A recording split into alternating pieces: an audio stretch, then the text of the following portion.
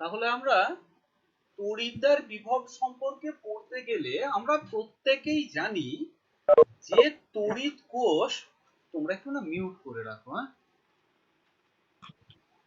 তোমাদের লাইনগুলোকে একটু মিউট করে নাও। তড়িৎ কোষ, এই তড়িৎ কোষটাকে আমি প্রথম এই ক্লাসটাতেই বলেছিলাম যে তড়িৎ কোষকে আসলে আমরা দুভাগে ভাগ করি। একটাকে আমরা বলি যে তড়িৎ বিশ্লেষণ কোষ, এটা বলি আমরা।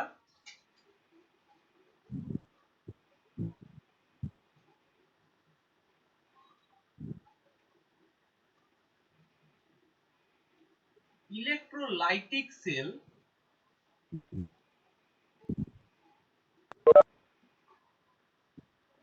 আর একটাকে আমরা বলি তড়িৎ রাসায়নিক কোষ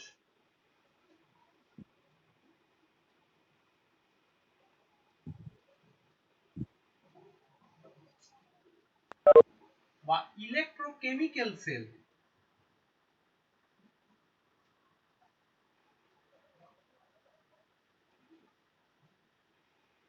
তাহলে তড়িৎ কোষকে অ্যাকচুয়ালি আমরা দুভাগে ভাগ করে দিই।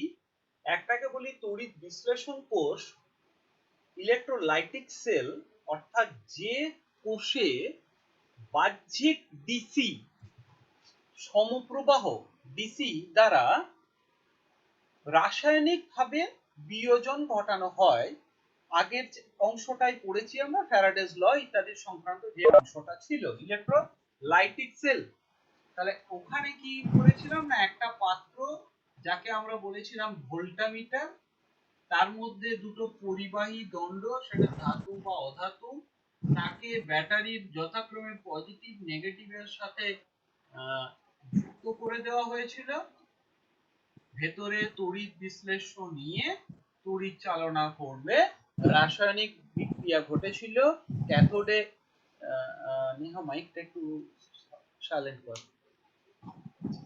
ভেতরে রাসায়নিক বিক্রিয়া ঘটেছিল, ক্যাথোডে বিজারণ এবং অ্যানোডে জারণ ক্রিয়া ঘটেছিল। এই ক্ষেত্রে একটা জিনিস মনে রাখবে, তড়িৎ বিশ্লেষণ কোষে ক্যাথোড, তড়িৎ বিশ্লেষণ কোষে ক্যাথোড হচ্ছে নেগেটিভ এবং অ্যানোড হচ্ছে পজিটিভ। এখানে কি হয় না, ব্যাটারির সাথে আমরা যুক্ত করে দিই, হ্যাঁ, তাহলে ব্যাটারির সাথে যুক্ত করে দেওয়া হয়। নেগেটিভ প্রান্তের সাথে যেটা যুক্ত থাকে তাকে আমরা ক্যাথোড বলেছিলাম, পজিটিভ প্রান্তের সাথে যেটা যুক্ত থাকে তাকে আমরা অ্যানোড বলেছি। ক্যাথোডে বিজারণ ক্রিয়া ঘটে, অর্থাৎ এক্স মাইনাস দ্রবণের অ্যানায়নগুলো ক্যাথোডে গিয়ে ইলেকট্রন বর্জন করে, এটা হচ্ছে ক্যাথোড রিঅ্যাকশন।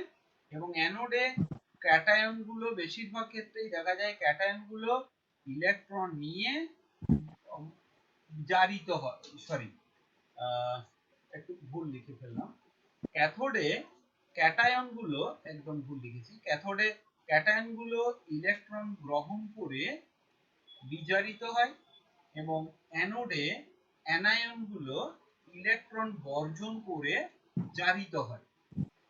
এটা ছিল তড়িৎ বিশ্লেষণ কোষ।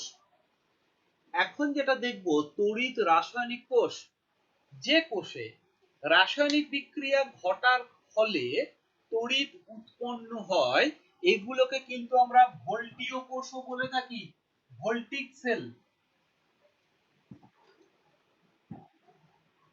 এটাকে আমরা বলছি কি, ভোল্টিক সেল, সরল ভোল্টীয় কোষ, ড্যানিয়েল কোষ, লেকল্যান্ডস কোষ।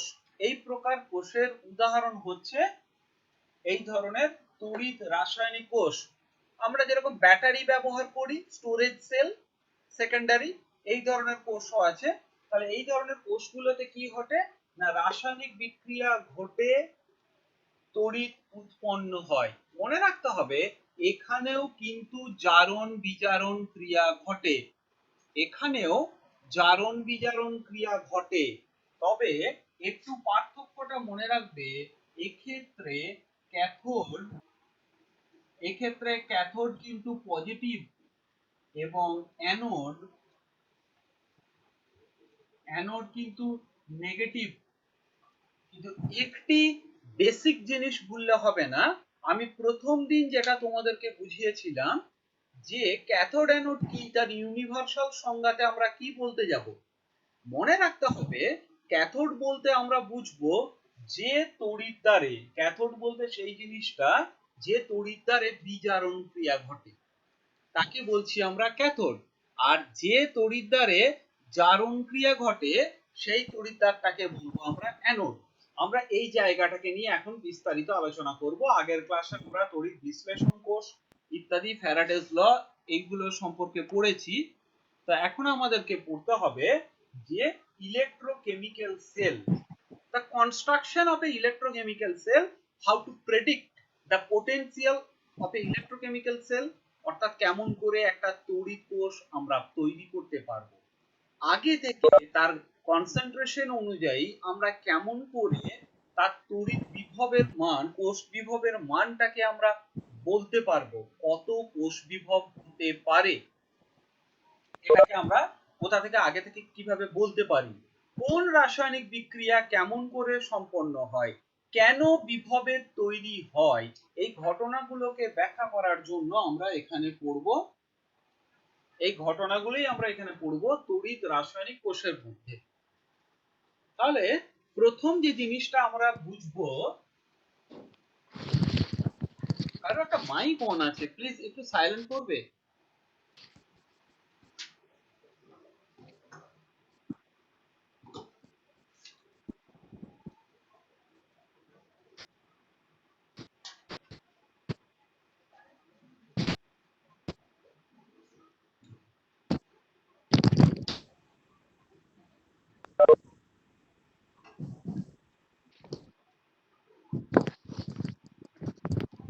ছোট মন দিয়ে। তো বলছে একটা পাত্র নিলে, এই পাত্রর মধ্যে আমরা একটা ধাতব দণ্ডকে রাখলাম, একটা ধাতব দণ্ড ধরি, এম ধাতু, এম একটা ধাতু, এর একটা দণ্ডকে এখানে রাখা হলো, এইটা এম ধাতুর একটা দণ্ড রাখলাম। আর কি করলাম না, ধাতুগুলো জেনারেলি কি তৈরি করে, ক্যাটায়ন তৈরি করে। তাহলে ধাতুর একটা লবণ আমরা যদি এক্সাম্পল নিই, ধরো NaCl, ZnSO4, হ্যাঁ, CuSO4, তো এইগুলোতে ধাতুগুলো কি রূপে আছে, Na+, Zn+2, Cu+2, তারপরে ধাতুগুলো ক্যাটায়ন রূপে আছে, ঠিক আছে। তাহলে আমরা কি নিচ্ছি না, একটা ধাতু নিয়েছি আর তার কোনো একটা লবণ, এই লবণের ধাতুটা মনে রাখতে হবে সর্বদা ক্যাটায়ন আকারে থাকবে। তাহলে একটা ধাতু তার নিয়েছি এবং ওই ধাতুটারই একটা লবণ, সেটার দ্রবণ নিয়েছি, জলীয় দ্রবণ, তার মানে দণ্ডটা ওই জলীয় দ্রবণে আংশিকভাবে নিমজ্জিত আছে। তাহলে এম ধাতুর লবণ, এম ধাতুর লবণে, একদম বাংলায় লিখছি, এম ধাতুর লবণে ধাতুটি ক্যাটায়ন রূপে থাকে, ধাতুটি ক্যাটায়ন রূপে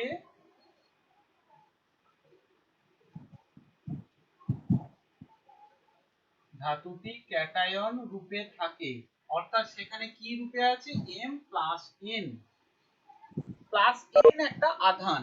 আমরা এইভাবে বলতে পারি যে M ধাতু যদি N সংখ্যক ইলেকট্রন বর্জন করে তাহলে চার্জ হবে প্লাস N। তাহলে এই দ্রবণটা আসলে ধাতুর কোনো একটা লবণের দ্রবণ, M প্লাস N আছে এখানে। আচ্ছা, আমরা কি বলতে পারি যে এমটা হলো বিজারিত দশা, এম আমাদের এখানে বিজারিত দশা, আর এম প্লাস এন জারিত দশা। কেন জারিত দশা, মন দিয়ে শোনো, এম যদি ইলেকট্রন ছাড়ে তাহলে এমটা ক্যাটায়নে পরিণত হয়, তাহলে এম প্লাস এন এই আধানগ্রস্ত অবস্থাটাকে বলছি আমরা জারিত দশা। আর M+N যদি ইলেকট্রন গ্রহণ করে তাহলে M এ পরিণত হবে ধাতুতে। তাহলে ধাতুটা বিশুদ্ধ অবস্থায় হচ্ছে বিজারিত দশা। তারপরে কি করেছি আমরা, একটাই পদার্থের বিজারিত দশা আর জারিত দশাকে পরস্পর সংস্পর্শে রেখেছি। তবে এরা কিন্তু দুটো ভিন্ন দশায় আছে, একটা সলিড স্টেট আর একটা লিকুইড স্টেট। তার মানে এদের মধ্যে দশা পার্থক্য আছে, এরা কিন্তু দ্রবণ উৎপন্ন করছে না, দশা পার্থক্য থাকছে। তো এক্ষেত্রে কি কি ঘটনা ঘটতে পারে, কিছু ঘটবে কিনা এই সংক্রান্ত বলা যাচ্ছে কি না, 3 প্রকার ঘটনা এই ক্ষেত্রে ঘটতে পারে। কোন ধাতুকে যদি উহার লবণের দ্রবণের সংস্পর্শে রাখা হয় তাহলে 3টি টাইপের ঘটনা ঘটতে পারে, যাকে আমরা এইভাবে চিহ্নিত করছি। একটাকে বলছি কেস 1। কি ঘটতে পারে বলছে, এই ধাতব দণ্ডে কি আছে, এম পরমাণু আছে, ধাতুর পরমাণুগুলো আছে। সেই ধাতুর পরমাণুগুলো কি করলো না, দ্রবণে চলে আসছে M+N রূপে, ব্র্যাকেটে AQ লিখলাম, সলিউশন স্টেটে চলে আসছে। সলিড স্টেটের M পরমাণুগুলো ইলেকট্রন বর্জন করে দ্রবণে চলে আসছে। এই যে দ্রবণে ওরা চলে আসছে, এখানে আসতে গেলে কি করতে হয়েছে, ইলেকট্রন ত্যাগ করতে হয়েছে n সংখ্যক। কোথায় রেখে আসতে হয়েছে ইলেকট্রন গুলো, এই ধাতব দণ্ডে ইলেকট্রন গুলোকে ছেড়ে দিয়ে ওদেরকে দ্রবণে M+N রূপে চলে এসেছে। তাহলে দুটো জিনিস ঘটছে, মন দিয়ে এক্ষেত্রে বুঝতে হবে। এই বিক্রিয়াটা কি বিক্রিয়া ঘটলো, জারণ বিক্রিয়া ঘটলো। 1 নম্বর অক্সিডেশন, সংক্ষেপে লেখা থাকবে দেখবে অক্স, অক্সিডেশন, তাহলে জারণ ঘটেছে। এম দণ্ডটা ক্ষয়বে। প্রথম কথা, কেন ক্ষয়বে, পরমাণুগুলো যদি দ্রবণে আয়ন রূপে চলে আসে দণ্ডটা আস্তে আস্তে ক্ষয়তে থাকবে, দ্রবণে আসছে দণ্ডটা ক্ষয়তে থাকছে। 3 নম্বর ঘটনা আর কি ঘটলো, দণ্ডটা নেগেটিভ আধানগ্রস্ত হলো। এই যে মনে রাখবার জায়গাটা, জারণ ক্রিয়া ঘটলো, তার ফলে দণ্ডটায় ইলেকট্রন সঞ্চিত হলো। এবারে কি ঘটলো না, দণ্ডটা নেগেটিভ আধানগ্রস্ত হলো। তাহলে যে দণ্ডটা এক্ষেত্রে কি ঘটলো, জারণ ক্রিয়া, দণ্ডটা কি আধানগ্রস্ত হলো, নেগেটিভ। আমি একটু আগেই দেখ ডান দিকেতে লিখেছিলাম। ভোল্টীয় কোষের ক্ষেত্রে, ভোল্টীয় কোষের ক্ষেত্রে কি ঘটে না, জারণের ফলে যেটা অ্যানোড হয় সেটা নেগেটিভ আধানগ্রস্ত হয়। তো যাকে, তাহলে এখানে নেগেটিভ আধানগ্রস্ত হয়ে গেছে ধাতব দণ্ডটা। এবারে লক্ষ্য কর, ধাতব দণ্ডটা হচ্ছে নেগেটিভ আধানগ্রস্ত, আর দ্রবণে কে এসে গেছে, প্রচুর পরিমাণে বাড়তি ক্যাটায়ন এসে গেছে। তাহলে ক্যাটায়ন গুলো দণ্ডের কাছাকাছি আকর্ষিত হবে এবং একটা ডাবল লেয়ার তৈরি করবে। মানে এটা যদি ধাতব দণ্ডটা হয় যেটা নেগেটিভ আধানগ্রস্ত, ধাতুর দণ্ডে প্রচুর পরিমাণে ইলেকট্রন এসে গেছে এবং এই দণ্ডটার কাছাকাছি তরল দশায় প্রচুর পরিমাণে পজিটিভ চার্জ এসে গেছে। কোথা থেকে এলো না, এটা দ্রবণে যে ক্যাটায়ন গুলো আছে পজিটিভ চার্জ এসে গেছে। ফলে এই জায়গাতে একটা double layer, charge double layer তৈরি করবে। এই মধ্যখানটায় কি তৈরি করবে, চার্জ ডাবল লেয়ার, যাকে আমরা কলয়েডের ক্ষেত্রে বলি জিটা পটেনশিয়াল। তাহলে এখানে কি তৈরি করবে, একটা চার্জ ডাবল লেয়ার তৈরি করবে। তাহলে একটা বিভব পার্থক্য জন্ম নেবে। এখানে কি হবে, একটা বিভব পার্থক্য জন্ম নেবে। আমি পুরো ঘটনাটাকে একবার রিপিট করি। কেস 1 কি করতে পারে, ধাতব দণ্ড থেকে ধাতব পরমাণুগুলো দণ্ডে ইলেকট্রন ত্যাগ রেখে দিয়ে দ্রবণে ক্যাটায়ন রূপে চলে আসতে পারে। এর ফলে ধাতব দণ্ডটি নেগেটিভ আধানগ্রস্ত হবে এবং দ্রবণে কিছু M+N ক্যাটায়নের সংখ্যা বৃদ্ধি পেয়ে যাবে। ওকে, এবারে কি ঘটলো, নেগেটিভ আধানগ্রস্ত ধাতব দণ্ড যেটা আস্তে আস্তে ক্ষয়ছে, দ্রবণে ক্যাটায়নের পরিমাণ বাড়ছে, জারণ ক্রিয়া ঘটলো এবং দ্রবণের ক্যাটায়ন গুলো আকর্ষিত হয়ে দণ্ডের কাছাকাছি আসবে, চার্জ ডাবল লেয়ার তৈরি করছে, negative charge positive charge, charge double layer একটা তৈরি করছে। অর্থাৎ একটা পোটেনশিয়াল ডিফারেন্স এখানে গ্রো করে গেল। কিসের জন্য পোটেনশিয়াল ডিফারেন্সটা গ্রো করলো, জারণ ক্রিয়ার জন্য এখানে একটা পোটেনশিয়াল ডিফারেন্স গ্রো করলো। এটা হচ্ছে কেস 1, মনে রাখবে। একটা একটা পোটেনশিয়াল ডিফারেন্স গ্রো করেছে for oxidation only. Case 2,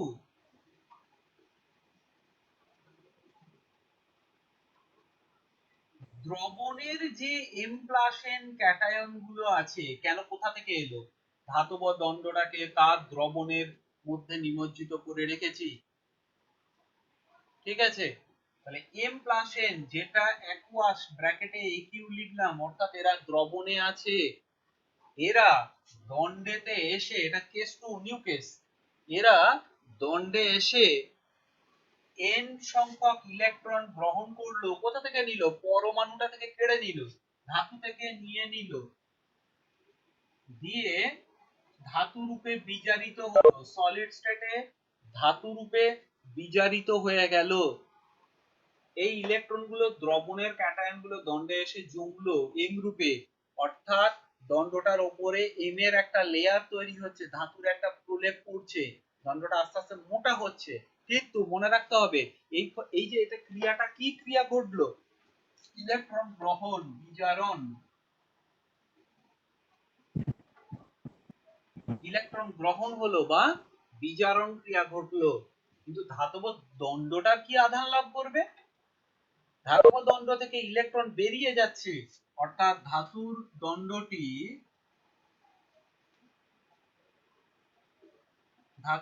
দণ্ডটি positive আধান লাভ করবে, ধাতুর দণ্ডটা পজিটিভ আধান লাভ করবে।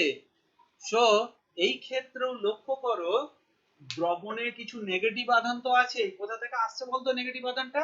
শুধু তো ক্যাটায়ন নাই, কাউন্টার অ্যানায়নটাও তো রয়েছে। তাহলে দ্রবণে অ্যানায়ন গুলো এখন পজিটিভ আধানগ্রস্ত ধাতব দণ্ডের দিকে আকর্ষিত হবে এবং একইভাবে একটা উল্টো দিকে চার্জ ডাবল সৃষ্টি করবে। দণ্ডটা পজিটিভ, আয়ন গুলো নেগেটিভ, একটা চার্জ ডাবল লেয়ার সৃষ্টি করবে, তার ফলে একটা পোটেনশিয়াল ডিফারেন্স তৈরি হবে, বিভব পার্থক্য এখানেও একটা সৃষ্টি হবে। সেটা কিসের জন্য ঘটছে? বিজারণের জন্য। প্রথম ক্ষেত্রে জারণ ক্রিয়া যদি ঘটে তাহলে একটা পোটেনশিয়াল ডিফারেন্স গ্রো করতে পারে, এবং দ্বিতীয় ক্ষেত্রে যদি বিজারণ ক্রিয়া ঘটে তাহলেও একটা পোটেনশিয়াল ডিফারেন্স গ্রো করতে পারে।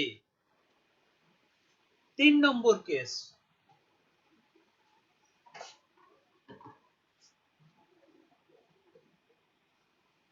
3 নম্বর কেসটা হলো কিছু ঘটলো না, আগের দুটির কোনোটি হলো না।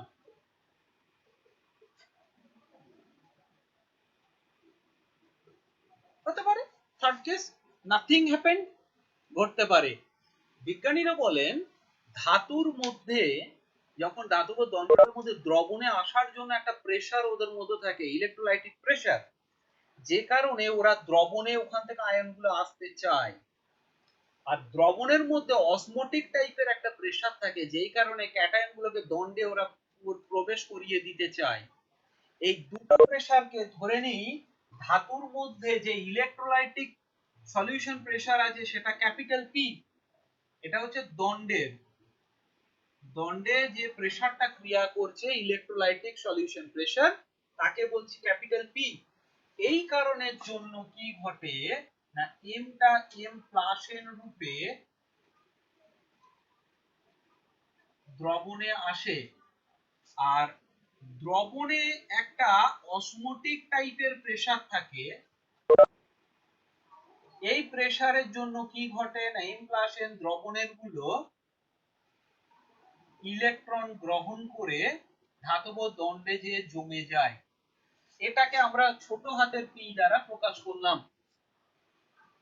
দুটো জিনিস দেখতে পাচ্ছি কি না, কেন ঘটে বলছে যে ধাতব দণ্ডে একটা টাইপের প্রেসার ক্রিয়া করে যাকে বলা হচ্ছে ইলেকট্রোলাইটিক সলিউশন প্রেসার, এবং দ্রবণে একটা প্রেসার ক্রিয়া করে যাকে বলছে অসমোটিক প্রেসার।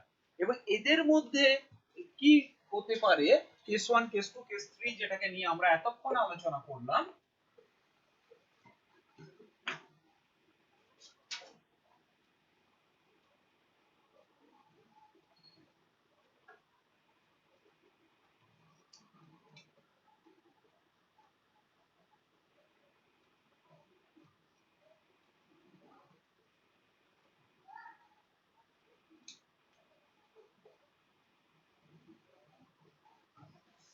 তাহলে এক নম্বর কেস, যদি capital P greater than small P হয়, অর্থাৎ দ্রবণে আসার টেন্ডেন্সিটা যদি দ্রবণ থেকে দণ্ডে ফেরত যাওয়ার টেন্ডেন্সি অপেক্ষা বেশি হয়, তখন কি হতে পারে না এম থেকে এম প্লাস এন তৈরি হবে এবং এরা দ্রবণে আসবে, দণ্ডটা নেগেটিভ চার্জ পাবে, অক্সিডেশন ঘটবে।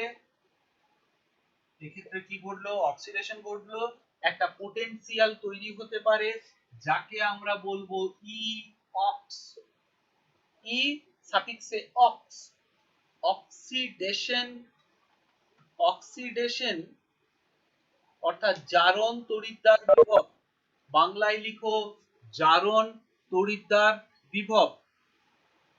Oxidation electrode potential, oxidation electrode potential, জারণ তড়িৎদ্বার বিভব, অক্সিডেশন ইলেকট্রোড পোটেনশিয়াল, এটা তৈরি হতে পারে। কেস 2,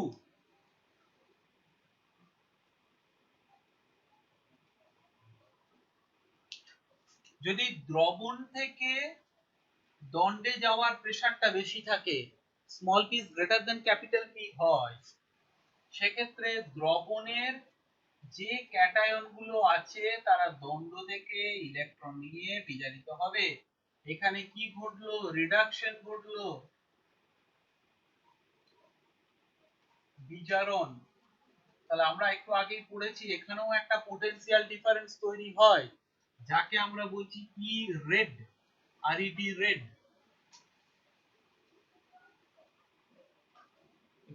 কি লিখবে? বিজারণ তড়িৎদ্বার বিভব, বিজারণ তড়িৎদ্বার বিভব, reduction, R E D U C T I O N, reduction electrode potential, E red বলা হয় এটাকে। এন্ড থার্ড কেস, যখন আমরা বলেছি কিছুই ঘটেনি, তার মানে ওখানে কি ঘটেছে বলতো? Capital P equals to small P. এই তিনটের কোনো একটা ঘটতে পারে। যদি প্রথম দুটো ঘটে, পয়েন্ট নোট করবে, যদি প্রথম দুটো ঘটে তাহলেই একটা বিভব পার্থক্য জন্ম নেবে। এটা দুই প্রকার, অর্থাৎ তড়িৎদ্বার বিভব, তড়িৎদ্বার বিভব দুই প্রকার, যথা জারণ তড়িৎদ্বার বিভব এবং বিজারণ তড়িৎদ্বার বিভব। Oxidation half cell potential, oxidation half cell potential এবং রিডাকশন হাফ সেল পোটেনশিয়াল। এই হাফ সেল কথাটা কেন বলছি আমি একটু ব্যাখ্যা করে দিতে পারি এটাকে। হয় হাফ সেল, একটা তড়িৎ কোষে দুটো মেরু থাকে, দুটো প্রান্ত থাকে, একটা পজিটিভ প্রান্ত একটা নেগেটিভ প্রান্ত। এখানে কোনটা হচ্ছে? যে কোনো আইদার অর একটি, ওই একটি ঘটে বলে এটিকে হাফ শেল বলে। নাহলে আমরা অর্ধকোষ তড়িৎদ্বার বিভব বলতে পারি বা শুধু তড়িৎদ্বার বিভব বলতে পারি, যাহা দুই প্রকার।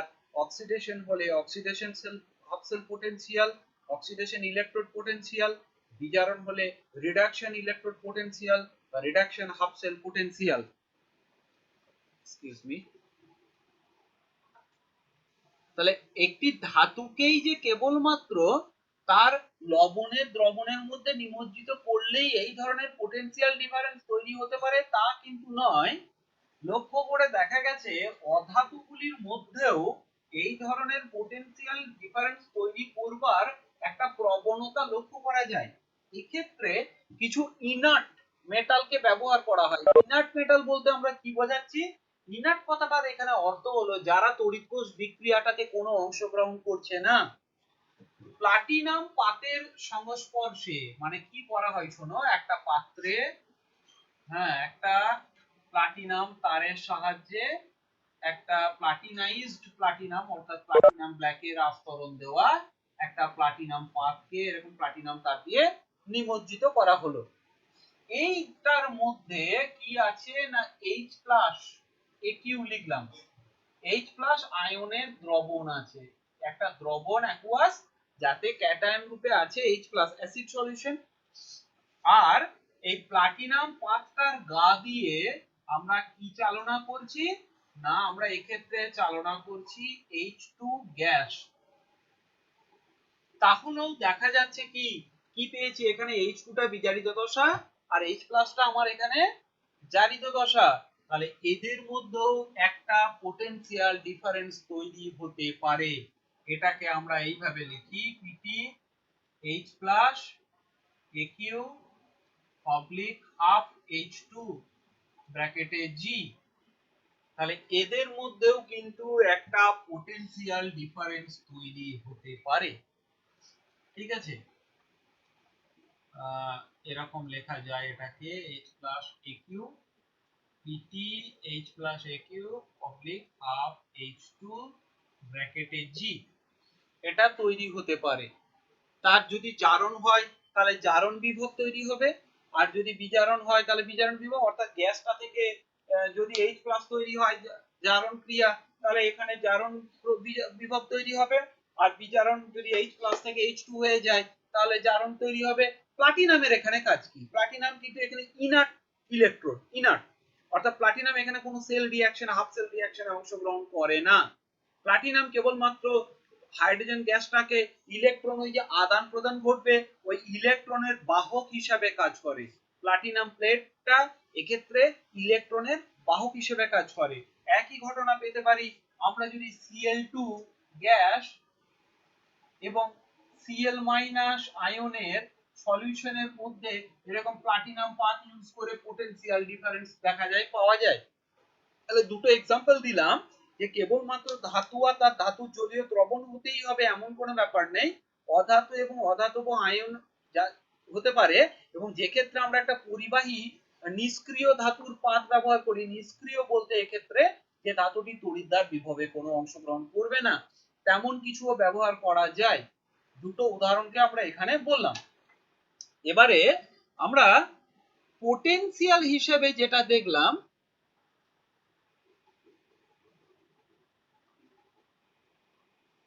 পোটেনশিয়াল হিসেবে আমরা যেটা দেখতে পাচ্ছি তাহলে পোটেনশিয়ালটা কিন্তু আমাদের দুটো টাইপের পোটেনশিয়াল তৈরি হয়েছে। একটাকে আমরা বলছি অক্সিডেশন পোটেনশিয়াল আর একটাকে আমরা বলছি রিডাকশন পোটেনশিয়াল। অর্থাৎ একটা ক্ষেত্রে সলিড M থেকে M+N অ্যাকুয়া স্টেটে গেছে, ইলেকট্রন ছেড়ে দিয়েছে, এর ফলে যে পোটেনশিয়ালটা তৈরি হয়, এর ফলে যে পোটেনশিয়ালটা তৈরি হয়, হ্যালো, এর ফলে একটা পোটেনশিয়াল এখানে তাকে বলা হচ্ছে, খেয়াল করবে কি পোটেনশিয়াল, অক্সিডেশন ই অক্স বলছি আমরা এখানে, অক্সিডেশন পোটেনশিয়াল এখানে তৈরি হয়েছে। এবং আরেকটা রূপে এটাকে প্রকাশ করা হয় ই, কি হলো M থেকে M+N এ পরিণত হয়েছে। মনে রাখবে আমরা কিন্তু নরমালি পড়ি ইংরেজি বা বাংলা বাম দিক থেকে ডান দিকে, তাহলে সিস্টেমেটিক্যালি আমার এই শর্টকাট টেকনিকটা মনে রাখবে, এটাকে দেখেই আমরা চিনে যাব এটা অক্সিডেশন পোটেনশিয়াল না রিডাকশন পোটেনশিয়াল। আমরা পড়ি বাম দিক থেকে ডান দিকে, এই কথাটিকে মনে রাখবে, আমরা পড়ি বাম দিক থেকে ডান দিকে, অর্থাৎ পোটেনশিয়ালটা আমরা দেখব এই দিক থেকে এটা, এটা থেকে এটা, এমনি করে বুঝবো M+N হয়েছে জারণ, so it is oxidation potential. নিশ্চয়ই একটু মাথায় ঢুকেছে। সেকেন্ড কেস ছিল কি M+N অ্যাকুয়াস সলিউশন, এ যদি ইলেকট্রন গ্রহণ করে M সলিডে পরিণত হয়, তাহলে এই ক্রিয়াটা কি ক্রিয়া, বিজারণ ক্রিয়া।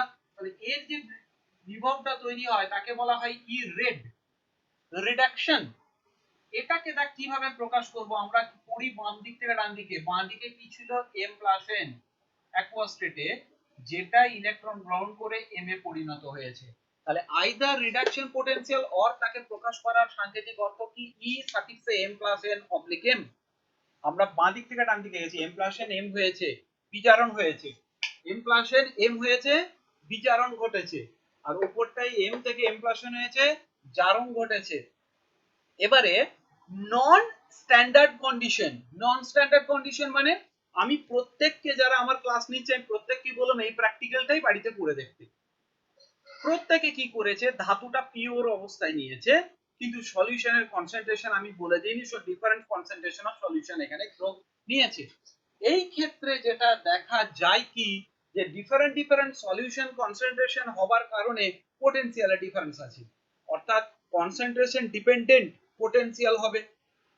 যদি এটাকে স্ট্যান্ডার্ড কন্ডিশন মেনটেন করতে হয়, প্রমাণ দশার এক্ষেত্রে আমাদেরকে উল্লেখ করতে হয়, তাহলে প্রমাণ তড়িৎদ্বার বিভব, এক্ষেত্রে আমরা কি মনে রাখবো, প্রমাণ তড়িৎদ্বার বিভব, প্রমাণ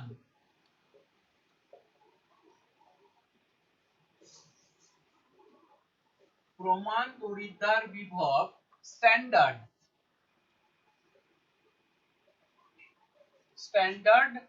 electrode potential, standard electrode potential. মনে রাখবে এক্ষেত্রে ই এর মাথায় একটা জিরো সাইন ব্যবহার করব।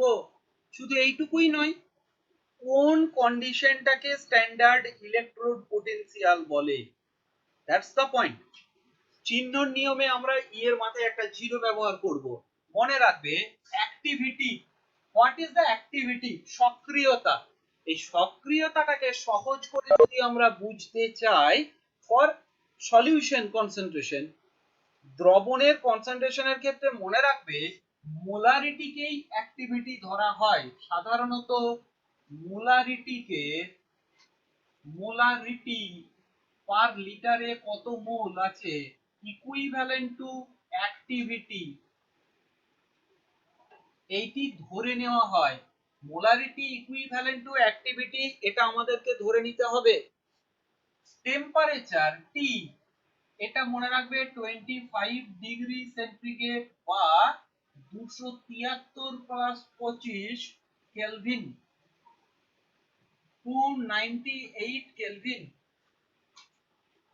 তাহলে অ্যাক্টিভিটি অফ ইনগ্রেডিয়েন্টস, এখানে যাদের যাদেরকে ব্যবহার করেছি মনে রাখবে সলিড, কঠিন, এই কঠিনের ক্ষেত্রে অ্যাক্টিভিটি, সক্রিয়তাকে ধরা হবে 1, কঠিনের সক্রিয়তাকে 1 ধরা হয়। যদি গ্যাস ব্যবহার করা হয় তাহলে স্ট্যান্ডার্ড কন্ডিশন প্রমাণ দশার জন্য তাকে 1 অ্যাটমোস্ফিয়ার চাপে নিতে হবে। আর দ্রবণে সলিউশনের ক্ষেত্রে আয়নগুলো, অ্যাক্টিভ যে আয়নগুলো, তাদের কনসেন্ট্রেশন, দ্রবণে আয়ন গাঢ়ত্ব 1 মোলার, এই কন্ডিশনটা মেনটেন করতে পারলে তুমি যে পোটেনশিয়াল ডিফারেন্সটা এখান থেকে পাচ্ছ, বা পোটেনশিয়ালটা এখান থেকে গ্রো করছে, যাকে আমরা হাফ সেল পোটেনশিয়াল বলেছি, আইদার অক্সিডেশন অর রিডাকশন, তাকে আমরা বলবো standard electrode potential, standard electrode potential, প্রমাণ তড়িৎদ্বার বিভব। তাহলে প্রমাণ তড়িৎদ্বার বিভবের সংজ্ঞা কি, 25 ডিগ্রি সেন্টিগ্রেড উষ্ণতায় দ্রবণের আয়নগুলির একক সক্রিয়তায়, যাকে আমরা বলছি for dilute solution the activity equals to molarity for 1 molar solution, এবং গ্যাসীয় উপাদান থাকলে 1 অ্যাটমোস্ফিয়ার চাপে যে তড়িৎদ্বার বিভব পরিমাপ করা হয় তাকে আমরা বলবো প্রমাণ তড়িৎদ্বার বিভব। এই প্রমাণ তড়িৎদ্বার বিভবকে প্রকাশ করার জন্য মাথায় একটা জিরো সাইন ব্যবহার করা হয়। এবারে যদি এই সকল কন্ডিশন মেনটেন করে জারণ বিভব পাওয়া যায়, তখন তাকে আমরা লিখব E0 অক্স।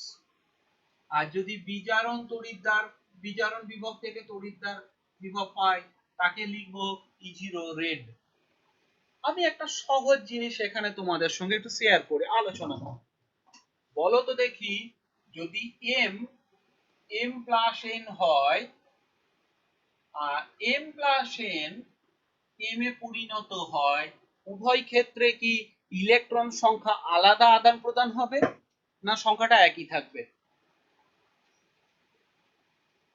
m যদি m প্লাস n হয় আর m প্লাস n যদি m এ পরিণত হয় বা জারিত বিজারিত দুটো স্টেট যদি একই থাকে, উভয় যে উপমুখী ক্রিয়া, এতে ইলেকট্রনের আদান প্রদান সমান, অর্থাৎ বিভবের মডিউলাস ভ্যালু, বিভবের যে মানটা দুই ক্ষেত্রে সমান, শুধু বিপরীত, ক্রিয়াটা বিপরীত, এরা বিপরীত। তাহলে মনে রাখবে E ox equals to minus of E red অথবা E0 red equals to minus E0 ox,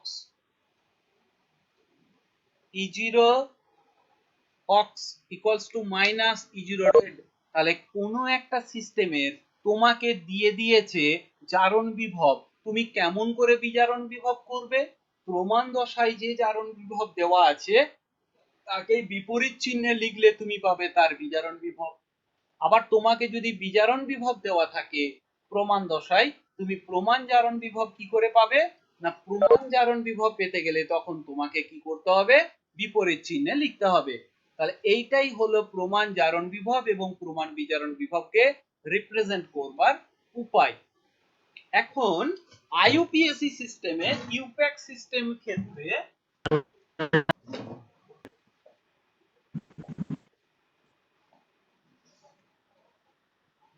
IUPAC সিস্টেমের ক্ষেত্রে প্রমাণ বিজারণ বিভবকেই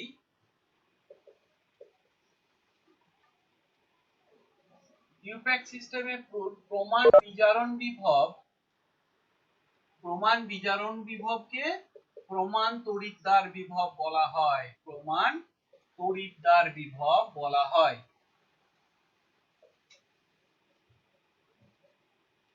সুতরাং তোমাদেরকে যদি কোথাও দেওয়া থাকে কোষটি প্রমাণ তড়িৎদ্বার বিভব, তার মানে তোমাকে ওখানে ধরে নিতে হবে কি ওইটি দেওয়া আছে প্রমাণ বিজারণ বিভব। তাহলে যে কোনো রিঅ্যাকশনকে আইইউপিএসি সিস্টেমে রিপ্রেজেন্ট করবার উপায় কি? আইইউপিএসি সিস্টেমে রিপ্রেজেন্ট করতে হলে m plus n aqueous plus n electron, তার থেকে হবে m সলিড। এক্ষেত্রে আমার পোটেনশিয়ালটা দেখো, এটা বিজারণ বিক্রিয়া লিখেছি, তাহলে হচ্ছে E0 red reduction equals to E0 m plus n oblique m। এইভাবে আমাদেরকে প্রকাশ করতে হবে।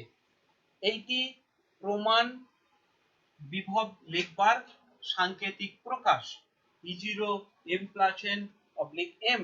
যত তুলনা করতে হবে, যত কম্পেয়ার করতে হবে, যত সেল পোটেনশিয়াল বের করতে হবে, সব এই নিয়মে লিখে তাদের মধ্যে কম্পেয়ার করতে হবে। মনে রাখবে যখন কম্প্যারিজনটা করবে দুটো সিস্টেমের মধ্যে, তখন যেন এই সিস্টেমটাতেই কম্প্যারিজনটা করা হয়। দুটো সিস্টেমের মধ্যে যখন আমরা কম্প্যারিজন করব, তখন এই সিস্টেমে এনে সব সময় রিডাকশন পোটেনশিয়ালে এনে আমরা কম্প্যারিজনটা করব।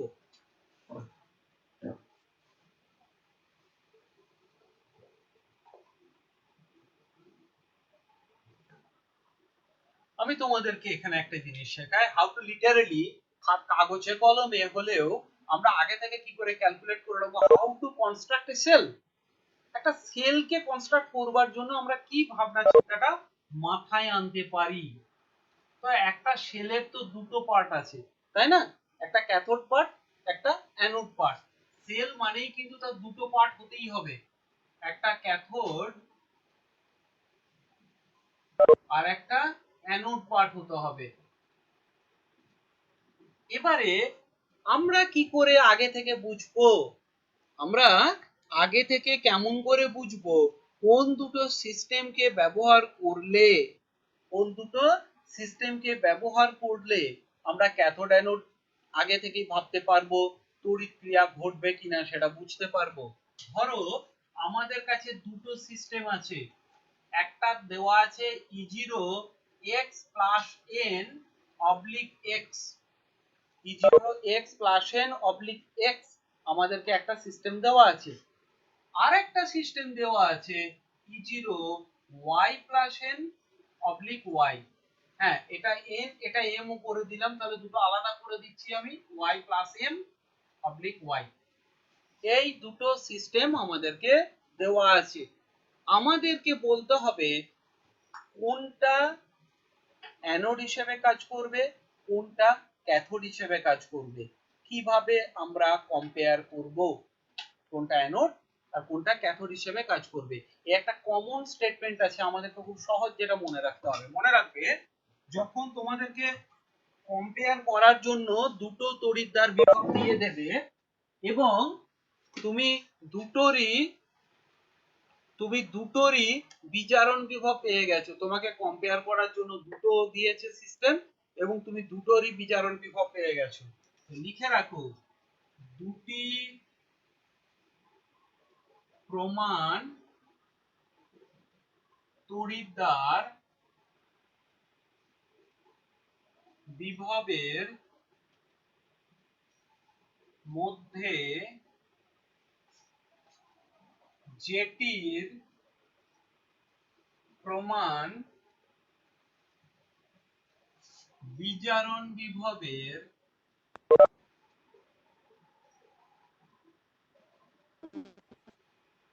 মান কম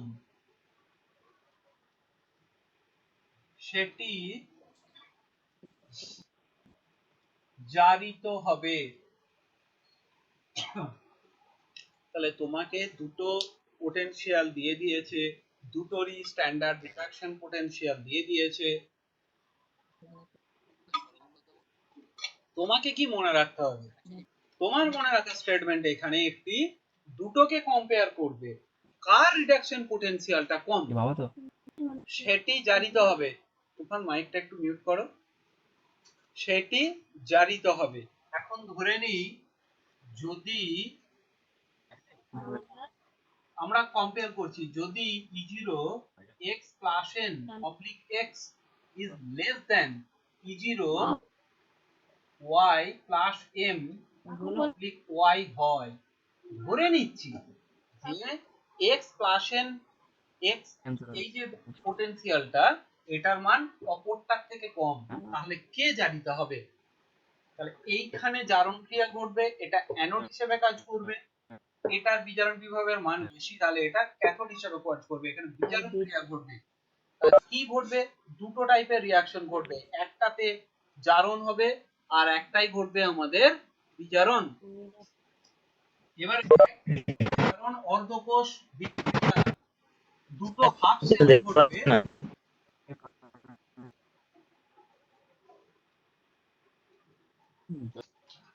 তো যেটা আলোচনা করছিলাম আমরা, যে যদি প্রথমটা x যেটা আমরা হাফ সেল লিখেছি তার যে অর্ধকোষ বিভব এই মানটা যদি y এর মানটা থেকে কম হয়, তাহলে এখানে জারণ ক্রিয়া করবে, অ্যানোড হবে এটা, এটা হবে ক্যাথোড। তাহলে দুটো অর্ধকোষ বিক্রিয়া করবে, একটাকে আমরা বলছি জারণ অর্ধকোষ বিক্রিয়া, অর্থাৎ যে অর্ধকোষ বিক্রিয়াতে জারণ ঘটবে যে অর্ধকোষটাতে, সেই বিক্রিয়াটা কি হবে? x পরিণত হবে x প্লাস n এ, এক্ষেত্রে n ইলেকট্রন ও ছেড়ে দেবে, এটা জারণ বিক্রিয়া হবে। আর আরেকটা তড়িৎদ্বারে কি ঘটবে না, একটাতে যদি জারণ ঘটে তখন আমরা জানি যে আরেকটাই অবশ্যই তাহলে বিজারণ ক্রিয়া ঘটবে। বিজারণ বলতে y এর জারিত দশা ইলেকট্রন নিয়ে ও বিজারিত হবে। তাহলে দেখো দুটো ক্রিয়া ঘটেছে, একটা জারণ একটা বিজারণ। যদি m আর n এর মান সমান না হয় তাহলে ইলেকট্রনটা এখানে আমরা সমীকরণ যখন লিখবো ব্যালেন্স কাটবে না, তাহলে কাটানোর উপায় কি? এটাকে m দিয়ে আর এটাকে n দিয়ে গুণ করতে হবে তখন। আর যদি সমান থাকে তাহলে খুব সোজা, তাহলে আমাকে এখানে ইকুয়েশন 1 এন্ড ইকুয়েশন 2 ইলেকট্রনটাকে ব্যালেন্স করবার জন্য m এটা মাল্টিপ্লাইড বাই n এমনি করবি, দিয়ে লিখবি total cell reaction, total cell reaction mx plus N Y plus N, তার থেকে হবে M X to the power plus N plus N Y. এই হলো আমাদের টোটাল সেল রিঅ্যাকশন। তাহলে কোন কোন তড়িৎ দ্বারে কি বিক্রিয়া হবে আমরা প্রেডিক্ট করব এইখানটা থেকে। জাস্ট এই স্টেটমেন্টের লাইনটা যেন না কোনোদিন ভোলা হয়। যার বিজারণ বিভব কম সে জারিত হবে, অন্যটা বিজারিত হবে। তাহলে অর্ধকোষ বিক্রিয়া লিখবো, টোটাল সেল রিঅ্যাকশন লিখতে পারলাম। এখন এই পোটেনশিয়াল জানি, এই পোটেনশিয়াল জানি, কিন্তু কথাটা হচ্ছে যে সেল পোটেনশিয়ালটা কি করে বের করব? আমরা যে সেলটা কনস্ট্রাক্ট করব তার পোটেনশিয়ালটা কি হবে?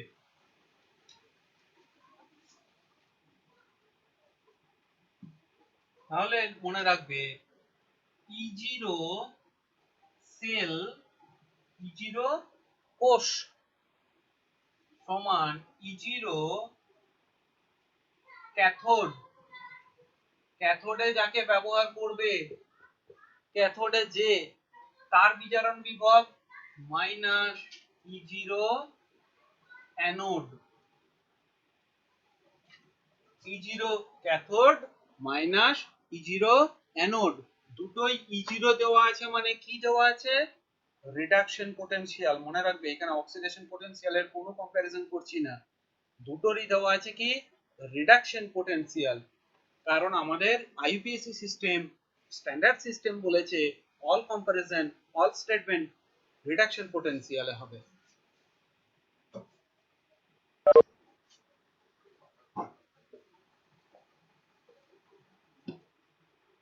তাহলে E0 ক্যাথোড মাইনাস হচ্ছে E0 অ্যানোড।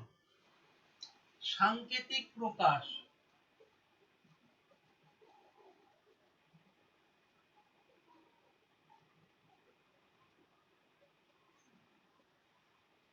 তা একটা তড়িৎ কোষের এত কিছু আমরা দেখলাম, কে জারিত হয় কে বিজারিত হয়, অর্ধকোষ বিভবগুলোকে আমরা কেমন করে লিখতে পারি, ঠিক আছে, এগুলোও দেখলাম। পুরো তড়িৎ কোষ বিভবটা কেমন করে বের করতে পারি আমরা তাও দেখলাম। এখন লিখবো সাংকেতিক প্রকাশ। মনে রাখবে বাঁদিকে যে অ্যানোডের আর ডান দিকে হবে ক্যাথোড, লেফট সাইডে অ্যানোড রাইট সাইডে ক্যাথোড। কারণ আমরা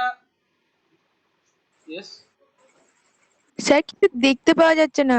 তাহলে সাংকেতিক প্রকাশ যখন করতে হবে তখন কি করতে হবে? বাঁ দিকেতে অক্সিডেশনটা লিখতে হবে, ডান দিকে রিডাকশনটা লিখতে হবে। অক্সিডেশন কার হয়েছিল? এক্স এর, এক্স পরিণত হয়েছে x plus N A, x পরিণত হয়েছে এক্স প্লাস এন। আমরা কি জানি? বাঁ দিক থেকে ডান দিকে যাই, এক্স যদি জারিত হয় তাহলে এক্স থেকে এক্স প্লাস এন হবে। বাঁ দিকে লেখা হবে অ্যানোড কে, মাঝে একটা ডবল স্ল্যাশ। এই ডবল স্ল্যাশটা মানে হচ্ছে লবণ সেতু, আমি এটা নিয়েই এরপরে আলোচনা করব। আর তারপরে y প্লাস এম ওয়াই, খেয়াল করো বাঁ দিক থেকে ডান দিকে গেছি, y প্লাস এম ইলেকট্রন নিয়ে y এ পরিণত হয়েছে। তাহলে y এর বিজারণ বোঝাতে পারলাম, x এর জারণ বোঝাতে পারলাম। y এর দিকটা কি ছিল যেন আমাদের? ক্যাথোড। তাহলে ডান দিকে লিখবো ক্যাথোড, বাম দিকে লিখবো অ্যানোড, মাঝে লিখবো লবণ সেতু, মাঝে লিখবো আমরা লবণ সেতু। এবারে কোথাও কোথাও তোমাদেরকে এইটা দিয়ে দেবে কেবলমাত্র সাংকেতিক প্রকাশটা দিয়ে বলতে পারে হাফ শেল পোটেনশিয়ালটা তোমরা নির্ণয় করো। তাহলে আমাকে এটা দেখেই বুঝে যেতে হবে তড়িৎ কোষটা কি হচ্ছে। কি হচ্ছে? বাঁ দিকে যে আছে তার জারণ ঘটছে, ডান দিকে যে আছে তার বিজারণ ঘটছে। সেই অনুযায়ী আমরা হাফ সেল রিঅ্যাকশন লিখব, x to x plus m আর y প্লাস n থেকে y, এই দুটো লিখলাম জারণ বিজারণ করে। ফুল রিঅ্যাকশনটা লিখবো আমরা সেখান থেকে, যেমন করে ওইগুলো থেকে এখানে এলাম তেমন এখান থেকে ওইখানে যে হাজির হবো। এবং এক্ষেত্রে আমাদেরকে সেল পোটেনশিয়াল কি এই সাংকেতিক প্রকাশ দেওয়া আছে, আর E0 এটা E0 ওটা দেওয়া আছে, তখন আমাকে কি করতে হবে? তখন বলবো আমরা E0 আর HS minus E0 LHS। That is হচ্ছে E0 সেল। মানে E0 সেলটা কি, ডান দিকটায় যাকে লেখা আছে তার স্ট্যান্ডার্ড রিডাকশন পোটেনশিয়াল, তার স্ট্যান্ডার্ড রিডাকশন পোটেনশিয়াল মাইনাস বাঁ দিকে যাই লেখা আছে তার স্ট্যান্ডার্ড রিডাকশন পোটেনশিয়াল। আর আমরা তো একটা জিনিস জানি, E0 red equals to minus E0 ox, E0 red equals to minus E0 ox। তাহলে তোমার যদি অক্সিডেশন দেওয়া থাকে তুমি নিশ্চয়ই রিডাকশনে কনভার্ট করে নিতে পারবে।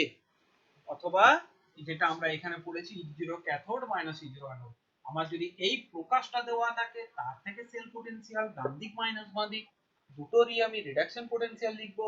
ইফ আমাকে অক্সিডেশন পটেনশিয়াল দেওয়া আছে, সো আমি এই ফর্মুলা অনুযায়ী রিডাকশন পটেনশিয়ালে কনভার্ট করে নেব।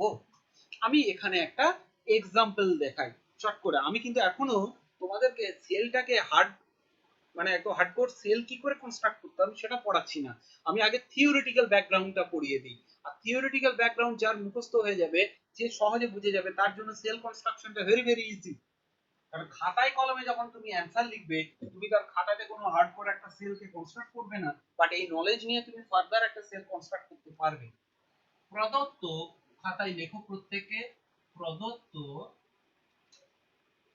E0 Zn plus 2 oblique Zn equals to minus 0.76 volt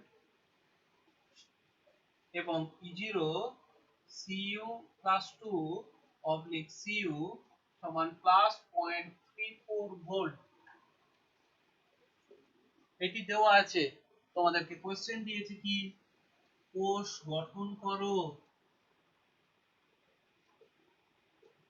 কোষ গঠন করো মানে তোমাকে ফার্স্ট প্রেডিক্ট করতে হবে হাউ টু, এখানে কে জানিতে হবে কে বিচারিতে হবে, কোনো একটা সূত্র ধরে তোমাকে তার প্রেডিকশন করতে হবে, দেন হাফ সেল রিঅ্যাকশন লিখতে হবে, দেন ফুল সেল রিঅ্যাকশন লিখতে হবে। ফার্স্ট কাজ আমার এটা।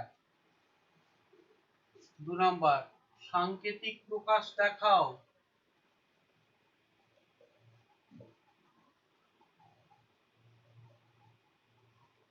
3 নাম্বার,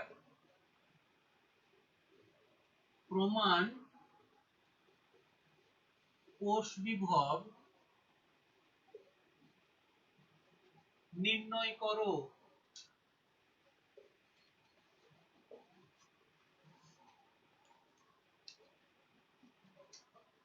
কেউ আমাকে অ্যানসার দেবে পরপর পয়েন্টগুলোকে আমরা কিভাবে লিখবো? তোমাদেরকে আমি সুযোগ দিচ্ছি, ভিজুয়ালটা অন করে দিচ্ছি তোমাদের আমি। কেউ আমাকে অ্যানসার দেবে? বলো, চেষ্টা করো, তারপর আমি অ্যানসারটা নিয়ে আলোচনা করছি।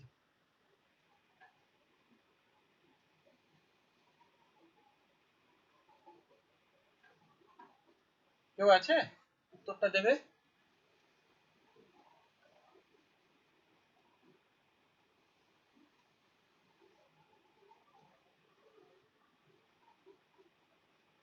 কেউ বলবে না? খাতায় লেখো, আমি তোমাদেরকে উত্তরটা নিয়ে আলোচনা করে দিই। প্রথমত আমাকে কি দেখতে হবে, কি লিখতে হবে? প্রথম আমি জাজ করব কি দেওয়া আছে, যাই দেওয়া থাক আমি নিজে দেখব। E0 Zn plus 2 Zn মানে জিঙ্কের প্রমাণ বিজারণ বিভব দেওয়া আছে। E0 Cu plus 2 Cu কপারের প্রমাণ বিজারণ বিভব দেওয়া আছে। এবং কি ভ্যালু দেওয়া আছে, জিঙ্কের প্রমাণ বিজারণ বিভব -0.76 ভোল্ট এবং কপারের প্রমাণ বিজারণ বিভব +0.34 ভোল্ট। আর বেশি কার কম? কপারের বেশি, জিঙ্কের কম। তাহলে আমি লিখব, যেহেতু E0 Zn plus 2 oblique Zn এর মান E0 Cu plus 2 Cu অপেক্ষা কম,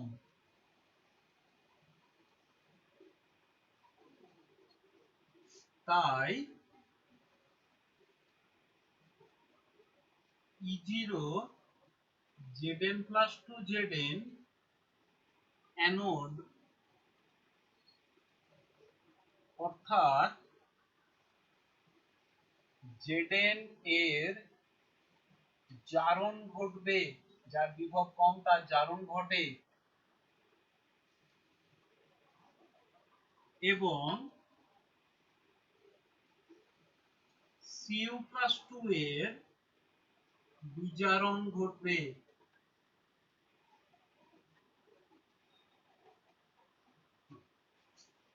তাহলে এটি আমার ফার্স্ট স্টেটমেন্ট।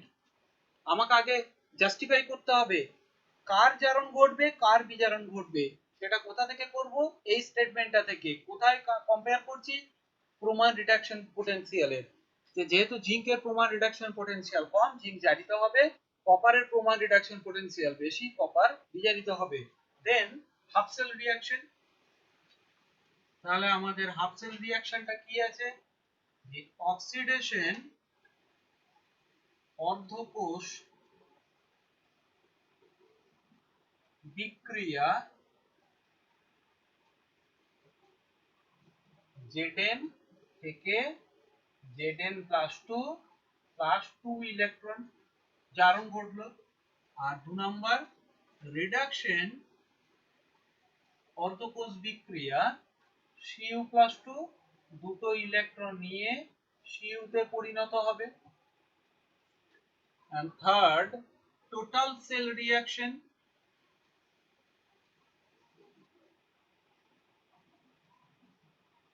সেটা কি হয়েছে? 2 ইলেকট্রন কাটবে, Zn প্লাস Cu+2 তার থেকে Zn+2 প্লাস Cu।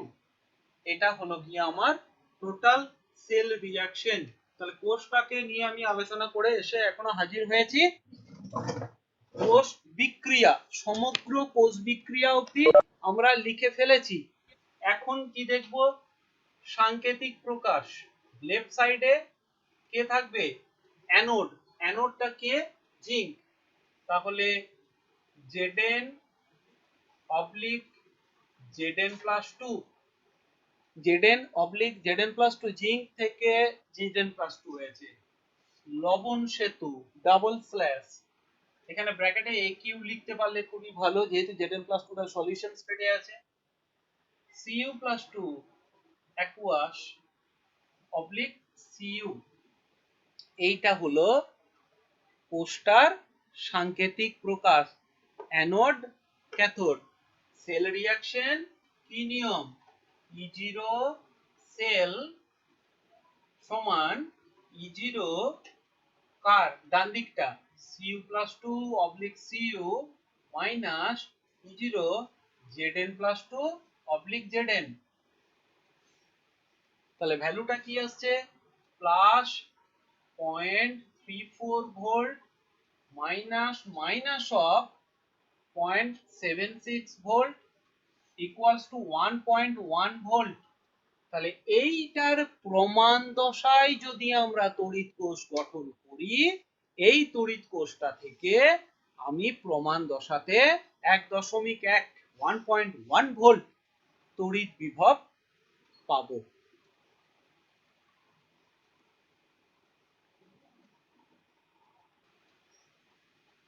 তাহলে সেল কনস্ট্রাক্ট করার জন্য আমরা কি করেছি? দুটো বিকার নিয়েছি। একটাতে জিঙ্ক দণ্ডটাকে আমরা জিঙ্ক সালফেট দ্রবণে ZnSO4, এর মধ্যে আছে ZnSO4 দ্রবণ। তাহলে ZnSO4 দ্রবণে জিঙ্ক দণ্ডকে আংশিকভাবে আমরা নিমজ্জিত করে দিয়েছি। আরেকটাতে যেহেতু আগের বারে আমরা বললাম কপার ছিল, তাহলে একটা কপার দণ্ড, তাকে কপার সালফেট CuSO4 দ্রবণ নিয়ে তার মধ্যে আমরা আংশিকভাবে নিমজ্জিত করেছি। যেহেতু আমরা জানি E0 Zn+2 অবলিক Zn, অর্থাৎ জিঙ্কের প্রমাণ বিজারণ বিভবের মান -0.76 ভোল্ট এবং কপারের প্রমাণ বিজারণ বিভবের মান E0 Cu+2 oblique Cu plus 0.34 volt. তাহলে জিঙ্কটা অ্যানোডের কাজ করবে, কপারটা ক্যাথোডের কাজ করবে। অর্থাৎ জিঙ্কের ক্ষেত্রে কি রিঅ্যাকশন ঘটবে? জিঙ্কের থেকে এই জিঙ্ক দণ্ড থেকে Zn পরমাণুগুলো দ্রবণে, জিঙ্ক দণ্ড থেকে Zn পরমাণুগুলো দ্রবণে দুটো করে ইলেকট্রন ছেড়ে দিয়ে Zn+2 ক্যাটায়ন রূপে চলে আসবে এবং জিঙ্ক দণ্ডের গায়ে ইলেকট্রনগুলো জমতে থাকবে। এই ইলেকট্রনগুলো জমতে থাকলে জিঙ্ক দণ্ডটা নেগেটিভ আধান লাভ করবে। কপারের সলিউশনে কি ঘটবে, Cu+2 গুলো দ্রবণ থেকে দণ্ড থেকে দুটো করে ইলেকট্রন নিয়ে নিয়ে দণ্ডের গায়ে Cu রূপে জমা হবে। এটা অসুবিধা কি হলো দেখ, হঠাৎ করে জিঙ্কের দ্রবণে পজিটিভ চার্জ বেড়ে গেল, কপারে নেগেটিভ চার্জ, কপারটাই কি হলো, দ্রবণ থেকে পজিটিভ গুলো পালিয়ে গেল, সালফেট গুলো পড়ে আছে, নেগেটিভ চার্জ বেড়ে গেল। তুই আমরা কি করেছি, একটা পরিবাহী তার দিয়েছি, এখানে কত বিভব যাচ্ছে, কোন দিক থেকে কোন দিকে যাচ্ছে মাপার জন্য, হ্যাঁ, আমরা একটা ব্যবস্থাপনা করে দিয়েছি, গ্যালভানোমিটার লাগিয়ে দিয়েছি। এবার কি হবে, প্রথমেই যখন আমরা যুক্ত করব ফার্স্ট জিঙ্কে জারণ ঘটে, ইলেকট্রনগুলো দণ্ডে জমেছিল, সেই দণ্ডগুলো ইলেকট্রনগুলো পরিবাহী তার দ্বারা বাহিত হয়ে কপারে আসবে। দ্রবণের যে Cu+2 গুলো আছে, ওরা ওই ইলেকট্রনগুলোকে নিয়ে দণ্ডের গায়ে জমতে থাকবে। এবার কি হলো, দ্রবণে Cu+2 আয়নের গাঢ়ত্ব কমে গেল, নেগেটিভ চার্জটা বেশি হয়ে গেল, আর জিঙ্কের দ্রবণটায় হঠাৎ করে পজিটিভ চার্জটা বেশি হয়ে গেল। এবারে পজিটিভ চার্জের গাঢ়ত্ব বেশি হয়ে যাওয়ায় ওগুলো আর নতুন করে Zn+2 আসতে বাধা দেবে। আবার কপারের দ্রবণটা নেগেটিভ চার্জ হয়ে যাওয়ায় কি হবে, আর নতুন করে নেগেটিভ চার্জ সৃষ্টি করতেও বাধা সৃষ্টি করবে একটা। তখন এই যে বাহ্যিক সার্কিটটা আমরা করেছি, অভ্যন্তরীণ আধান প্রসমতা বজায় রাখতে, অভ্যন্তরীণ আধান প্রসমতা বজায় রাখতে একটি জিনিস ব্যবহার করা হয়, যাকে বলা হয় লবণ সেতু, সল্ট ব্রিজ। এটাকে আমরা বলবো লবণ সেতু। আমি আলোচনা করি এরপরে লবণ সেতু কি, কেন, কি কাজ। বলছে একটা ইউ আকৃতির কাচের টিউব, একটা ইউ আকৃতির কাচের টিউবের মধ্যে আগার আগার বা এগার এগার বলে, এগার এগার এক ধরনের পদার্থ। আমরা ওই অ্যারারুট দেখেছি, জলে গুলে একটু গরম করে তারপর রেখে দিলে থকথকে জেলির মতন হয়ে জমে যায়। তো এগার এগারকে এরকম জলে গুলে গরম করে তারপরে ভেতরে ঢেলে দিয়ে ঠান্ডা করলে ওটা জেলির মতন জমে যাবে। জ্যাম জেলি বাজার থেকে কিনে আনি না আমরা, উল্টে দিলেও কিন্তু বেরিয়ে আসে না দেখবি শিশিটা থেকে। এবারে এগার এগারের মধ্যে এমন কিছু লবণ নেওয়া হয় যার ক্যাটায়নের আয়নীয় পরিবাহিতা অ্যানায়নের আয়নীয় পরিবাহিতার মান সমান। এগার এগারের মধ্যে নিতে হবে এমন কিছু লবণ যাদের ক্যাটায়নিক পরিবাহিতা এবং অ্যানায়নিক পরিবাহিতা মান সমান, কিন্তু এরা কোনরূপ সেল রিঅ্যাকশনে অংশগ্রহণ করবে না।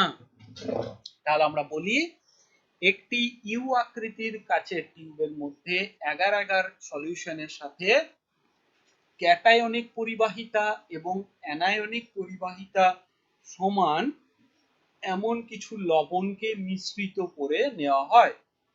মিশ্রিত করে ভেতরে ঢেলে দিলে ঠান্ডা হয়ে জমে গেলে জেলির মতন এটা জমে যাবে, সেটাকেই এভাবে ব্যবহার করা হয়।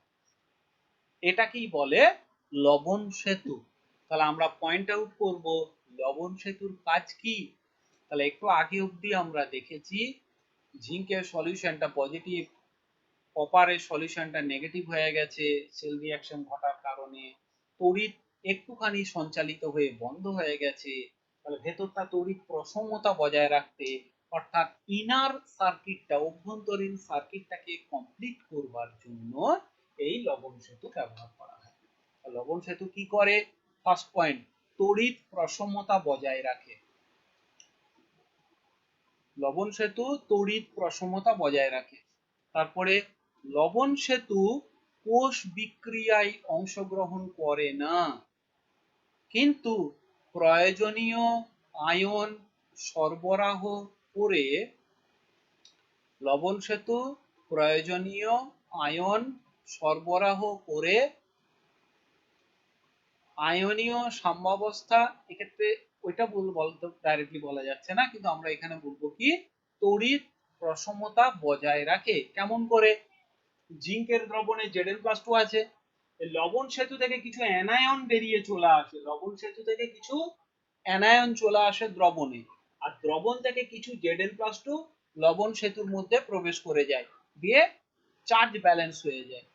আবার কপার তড়িৎদ্বারে কপারটা কমে যাওয়ার জন্য অ্যানায়ন বেড়ে গেছে, তাহলে অ্যানায়ন কিছু লবণ সেতুই প্রবেশ করে যায়, আর লবণ সেতু থেকে কিছু ক্যাটায়ন বেরিয়ে চলে আসে, তাহলে দ্রবণের তড়িৎ প্রসমতা এইভাবে বজায় থাকে। আমি বলে দিই, যে দ্রবণটার পজিটিভ আধান বেড়ে গেছে, লবণ সেতু থেকে কিছু নেগেটিভ আধান আসে এবং বাড়তি পজিটিভ আধান লবণ সেতুই প্রবেশ করে যেয়ে তড়িৎ প্রসমতা বজায় রাখে সলিউশনটার।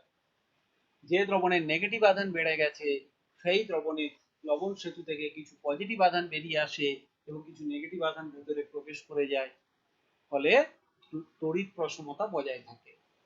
তাহলে লবণ সেতু কি আমরা বুঝলাম? একটি ইউ আকৃতি টিউবে এগার এগারের সাথে আয়নীয় পরিবাহিতা, ক্যাটায়ন এবং অ্যানায়নের আয়নীয় পরিবাহিতা সমান এরকম কিছু লবণকে আমরা, যেমন KCl, KNO3, NH4Cl মিশিয়ে ভেতরে সলিউশনটা ঢেলে দিয়ে ঠান্ডা করলে জেলির মতন জমে যায়, যেটাকে ব্যবহার করবে এখানে। এখানে লবণ সেতুর বৈশিষ্ট্য কি? লবণ সেতু ব্যবহার করা ক্যাটায়ন এবং অ্যানায়নের আয়নীয় পরিবাহিতার মান সমান। লবণ সেতু তড়িৎ বিক্রিয়ায় অংশগ্রহণ করে না কোষ বিক্রিয়াতে, কিন্তু লবণ সেতু দুটি দ্রবণে প্রয়োজনীয় আয়ন সরবরাহ করে আধান প্রসমতা বজায় রাখে, ফলে নিরবিচ্ছিন্নভাবে তড়িৎ এই কোষটি থেকে পাওয়া যায়। এবারে তোমাদেরকে কিছু প্রশ্নের দেখবে সম্মুখীন হবে, যেখানে হাফ সেল পোটেনশিয়াল দুটো দেওয়া থাকবে। আমি যেমন একটা এক্সাম্পল Zn+2 Cu+2 দেখালাম, কম্পেয়ার করতে বলবে যে আদেও এদের মধ্যে সেল রিঅ্যাকশন ঘটানো যাবে কিনা, ঘটালে ক্যাথোড কে হবে, অ্যানোড কে হবে, হাফ সেল রিঅ্যাকশন লেখো, সেল পোটেনশিয়াল বের করো, সাংকেতিক প্রকাশ দেখাও, তাহলে আগের অংশটা থেকেই তোমরা উত্তরগুলো করতে পারবে। আজ এই পর্যন্তই শেখালাম।